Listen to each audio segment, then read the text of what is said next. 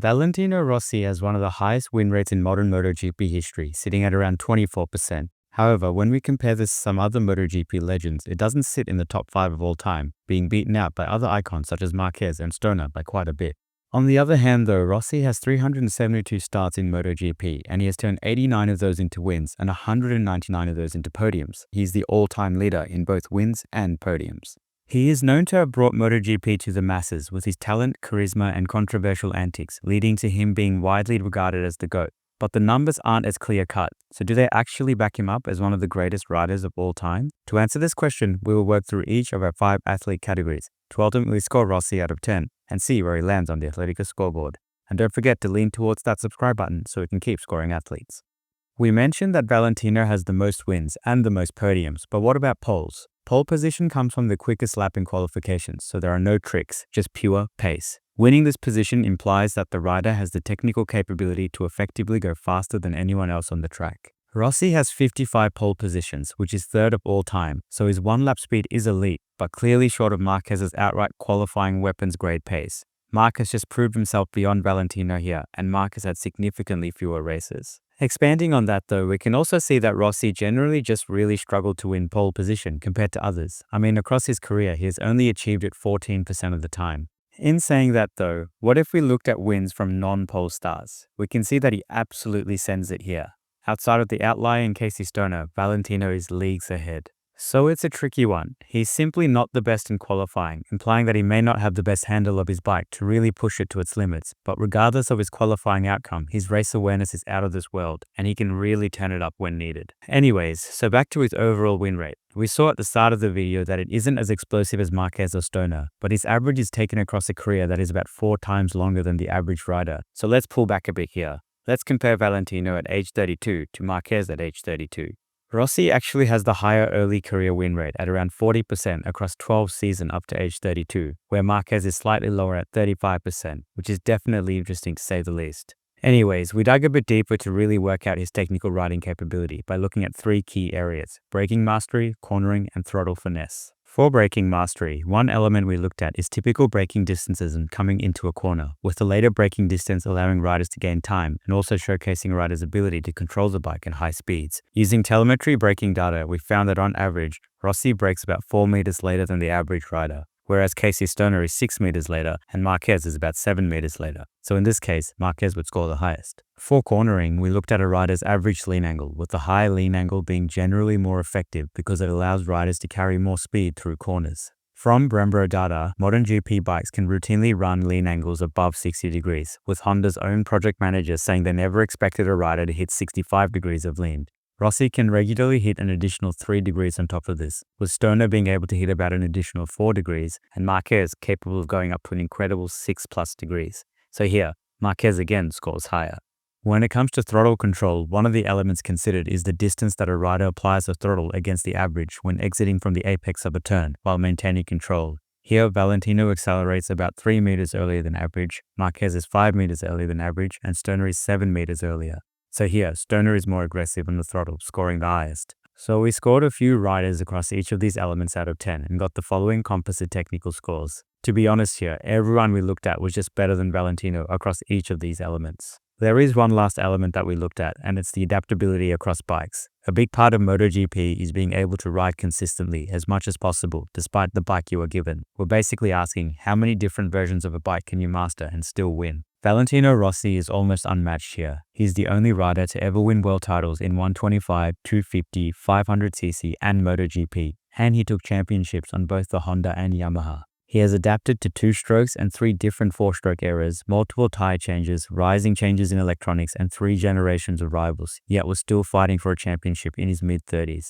The only real miss here is the winless Ducati stint, which stops him from being truly perfect. Even with that, he ends up with the highest adaptability score in our model. He's the guy who kept reinventing himself while MotoGP kept changing. Overall, Rossi is not the most adept rider when it comes to pure riding technical mastery. I think both Mark and Stoner actually control the bike better than Rossi, but in terms of doing everything well, everywhere, for 2 decades, Valentino is one of the best, so he scores a 9 here.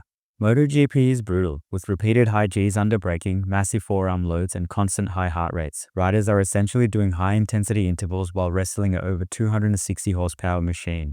And Valentino has been doing this from age 21 to 42.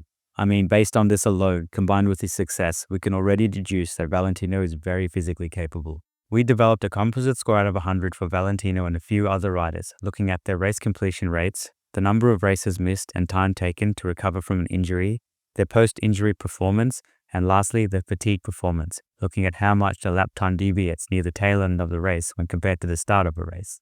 When looking into specifics, he's an absolute monster when it comes to completion rate and fatigue management, holding the record for the most Premier Class starts and most consecutive starts, going from South Africa 2000 to France 2010 without missing a single grid start and effectively finishing every one of those races. He has had multiple seasons with 0 DNFs, with his lap time hardly varying from start to finish. This guy is a beast. Where he does fall down though is on recovery, where riders like Marquez, for example, get injured and just keep coming back better and stronger, whereas Rossi needs time to recover and settle back into things before finding his pace again. In saying that though, Rossi also gets injured less, which in of itself is another sign of strong physical resilience. Ultimately, across everything we have looked at here, he's one of the most robust MotoGP athletes ever. He scores a 9 here.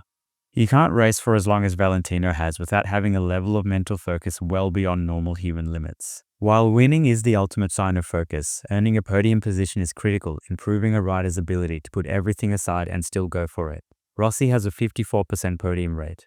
This is lower than the others here, but over 22 Premier Class seasons, that rate is actually insane and shows a ridiculous level of mental and tactical consistency. Building on that, Rossi also owns the all-time record for the most consecutive Premier Class podiums with 23 in a row. Staying on the podium for nearly 2 full seasons without a mental drop at this level of racing is basically outrageous. His podium tally really proves his race IQ, but another show of mental focus is the ability to simply go fast. We can look at his fastest laps here and see that he holds the record for the most fastest laps in MotoGP history. This just highlights his relentless pursuit of speed and precision on the track, but we do have to keep in mind he has been racing for significantly longer than the others here, so he's had more opportunities. Another way to quantify headspace is by examining how often a racer would crash out due to only the rider losing control. It is clear that Rossi has his head completely in the game and has rarely crashed out due to mental lapses, especially when compared to others like Marquez. Overall, it's hard to fault him here. Rossi is an all-time master of race IQ and long-term consistency. He scores a 9 in this department.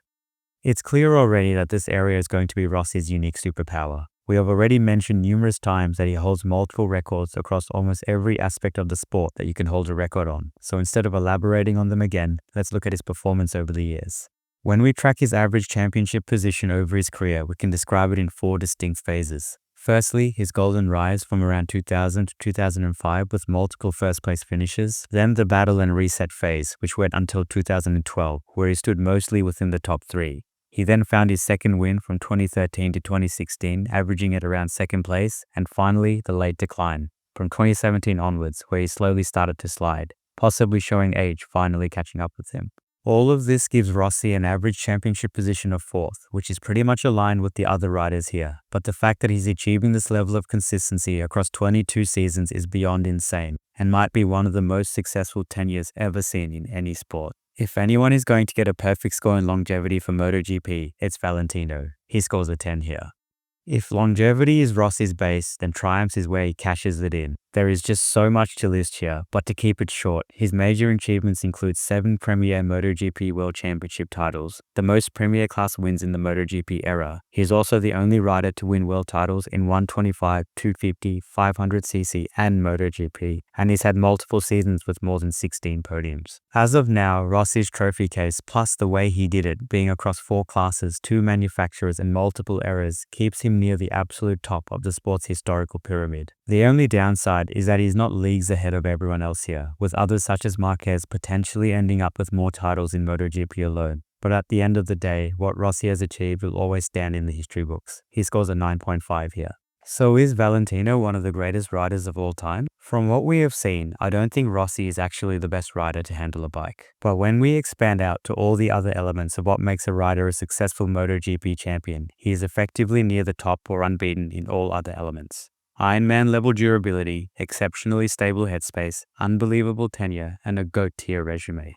If Marquez is the sport's raw statistical wrecking ball and Stoner is pure natural talent, then Rossi is a complete era-spanning package. And right now, he's the benchmark every future MotoGP legend still has to climb over. So yes, he's definitely one of, if not the sport's GOAT. So with all scores considered, this gives Rossi a total athlete score of 9.3. Anyways, if you're a fan of MotoGP, we have made videos on Casey Stoner and Marc Marquez, which should pop up on the screen now.